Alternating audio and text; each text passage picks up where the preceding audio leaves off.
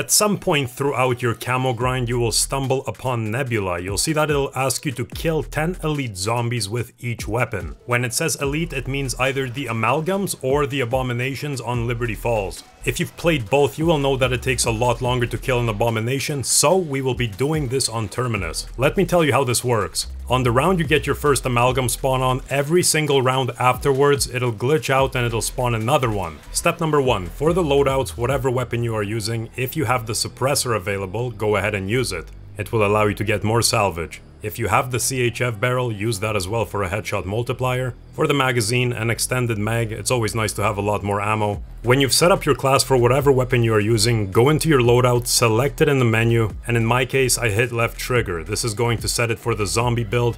So if there's a wall buy weapon location or the mystery box has your weapon, you'll get those exact attachments that you made. I will now show you which augments I use. It makes it a lot easier if you have these, but if you don't, you can still do it. For all the ammo mods, I selected the major augments that allow me to use it on elite zombies. Since we're killing elites, it's perfect. And for my perks, these are the ones that I have selected. Like I mentioned earlier, if you don't have these unlocked, don't worry, you can still do it no problem. Whenever you are ready, go ahead and load into a game on Terminus, activate the generators, turn on the Pack-a-Punch, and I would highly recommend getting Juggernog as soon as you can.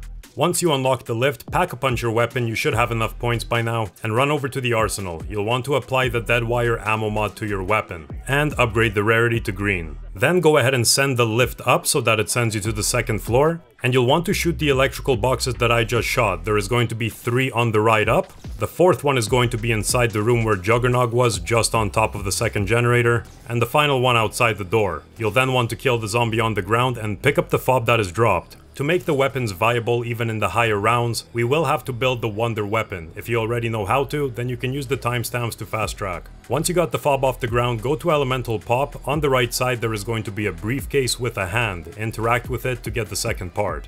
Go back inside the room that opened up, interact with it to place the item on top. You will now want to turn on these 3 laptops around the map, the first one located by Quick Revive, the second one just right outside of spawn, and the third and final one just near the sea where you can launch the boat. Once you've got all 3 codes, go back to the computer, interact with it, then make your way over to Dr. Peck over here. Pay him 5,000 essence, he is going to give you the code, go back to the computer, input that code, and let a round pass. You will then want to pick up the item on top of the computer, hop into a boat and make your way to Castle Rock Island. There is going to be a blue orb, interact with it. A bunch of zombies will start spawning with blue eyes. Kill those ones, it is going to drop an orb. Walk 2 orbs into the orb, and it will drop you the part. Pick it up, go to Crab Island, do the exact same thing. And finally, go to Temple Island. Once you've completed the same steps, it will drop the final part. Make your way back to the room that we opened and you can build yourself the Beam Smasher. You'll see in just a minute why we need this. Next, you'll want to continue playing until you get your first amalgam spawn. You can damage it, but don't kill it. Kill off every single zombie around. Once you've killed all the regular zombies, the round will pass. It should just be you and the amalgam. Go ahead, save and quit.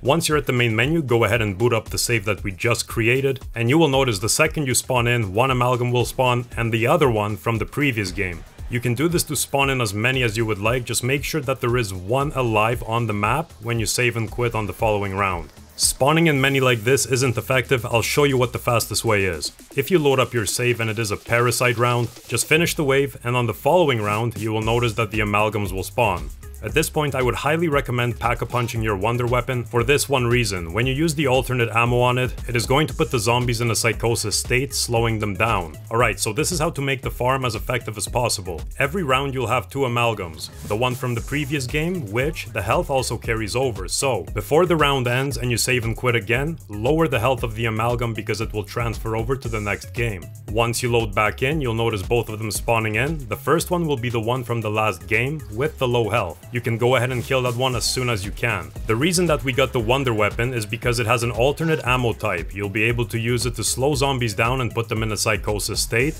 and their heads will start glowing. If you switch to your weapon while the zombies are in this state and shoot those heads, it will deal a lot more damage. I would also highly recommend upgrading your weapon to Legendary and Pack-a-Punching to Tier 3 when you have enough points.